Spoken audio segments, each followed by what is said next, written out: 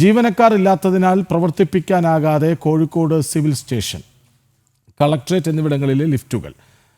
Lift supervisor വിരമിച്ച ഒഴിവിൽ പുതിയ ആളെ നിയമിക്കാത്തതാണ് പ്രതിസന്ധിക്ക് കാരണം. അതിനാൽ 6 നിലകളുള്ള കെട്ടിടത്തിന്റെ മുകളിലെത്താൻ പലരും ബുദ്ധിമുട്ടുകയാണ്.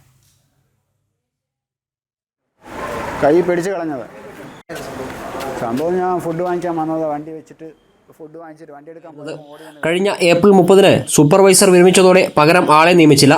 താൽക്കാലിക ജീവനക്കാരൻ മാത്രമായ സാഹചര്യത്തിൽ 3 ലിഫ്റ്റ് മാത്രമാണ് ഇപ്പോൾ പ്രവർത്തിക്കുന്നത്.